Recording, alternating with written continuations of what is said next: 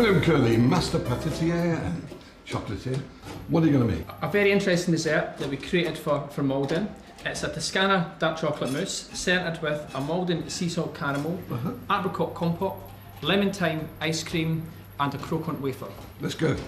So the first thing we're going to make is the chocolate mousse. So we're using Toscana 65. It's quite a fruity, it's just a wonderful chocolate. It's fabulous for this type of mousse we're going to make. We've got some egg yolks and we have some sugar. Of course, whenever you add sugar to egg yolks, you must give it a very good mix. When you add the sugar, it can actually weaken the egg yolks. So if you give it a good mix together, a good whisk, sort of emulsify together, it becomes much more smoother and you don't lose any of the strength in the egg yolks. And then we have the cream. Just bring it to the boil, just don't overboil it. And we're going to add half of the liquid to the liaise. Just straight in? Just straight in, yeah. Again, just mix. And there add the liquid back to the pan. What we're looking to do here, we're looking to cook this to about 83, 84 degrees Celsius, which seems very, very precise. But the old sort of trick is you're looking for the custard to coat the back of the spoon. You just pour the custard, just run it through. Start to mix the custard into the chocolate. So this doesn't need heating at all once you put the... Absolutely, the temperature of the custard is enough to melt the chocolate. That'll be nice and shiny, nice and glossy.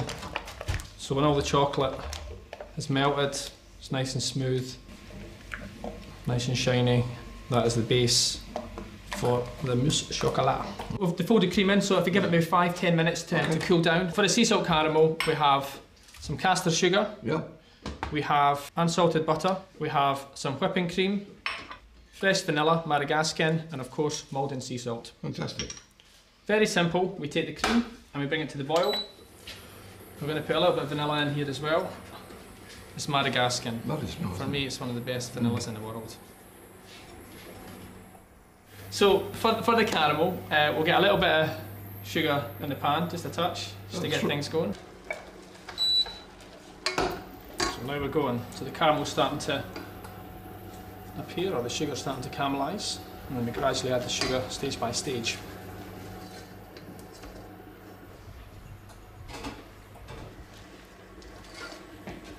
And you achieve that by taking it quite to the edge. Right. So obviously not burnt, but you know, a lot of people maybe at this stage would think that's a caramel, but if you take the sugar up and have a look at it, it's actually quite light. Right. So the flavour in that will be quite weak. It's much deeper colour. Yeah, and that's just nearly there now. And I can take it off and just put it on my little board. Then we add the cream. Just be careful, it's going to boil up. Everything in, vanilla as well. That goes in as well, okay. And we'll get the salt in. So this is the Maldon going in? Maldon. How much was that approximately? That was about 2.5 grams. Okay. I think we'll add another little pinch for luck. Smashing. Why is it important to have sea salt? Sea salt caramel, Normandy, Brittany in France, very, very famous caramel mou, classic French confectionery. I think what the saltness does, it gives you that yin and yang, if you want, the sweet, savoury element.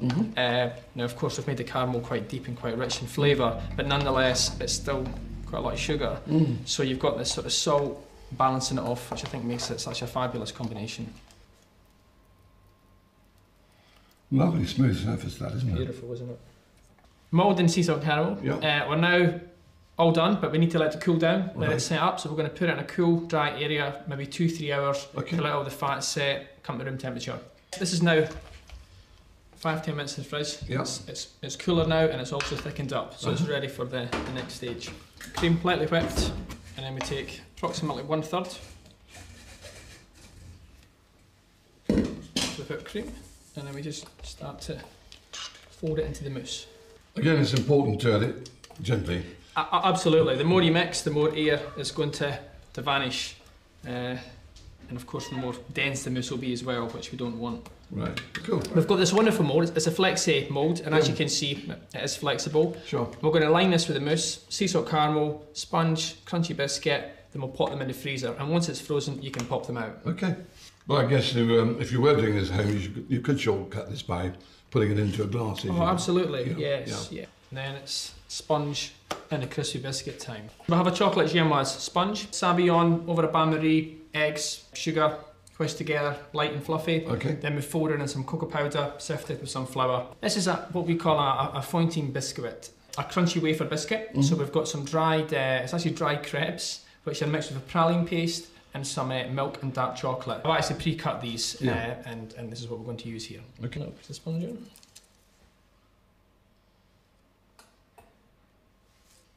And then here we have a Gramagne syrup. Sugar and water boiled together, a little bit of vanilla, Gramagne. And then we're going to put this wonderful Maldon Salt caramel, which we've put in the bag a little bit earlier, like such. And this time we give it a little squeeze, just so the caramel spreads out evenly. Yeah, the Gramagne mix again, it just gives the sponge, you know, I mean, the sponge is relatively moist, but we then just start to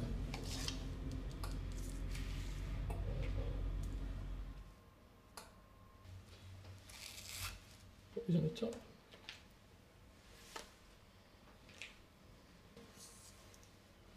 So there we are.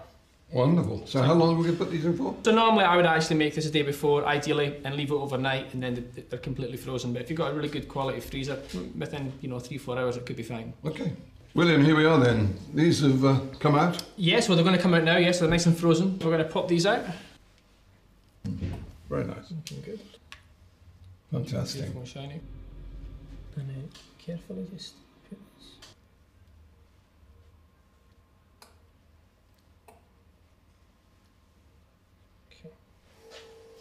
So I'm now going to put these in the fridge for 30 minutes to defrost. Okay. To dress the plate, apricot vanilla sauce. We then have some crushed hazelnuts which have been caramelised. This onto the plate. Some of the poached apricots. So a little bit of lemon thyme whilst that's going on, because we're going to put on the top of the dish. This is genuine gold. It's genuine edible gold, absolutely. We then have some wafer caramelised biscuit. And then finally we have the lemon thyme ice cream. Fit for a cake, doesn't that look good? So we have a Toscana dark chocolate mousse centred with a Maldon Salt caramel, apricot vanilla sauce, poached apricots and lemon thyme ice cream.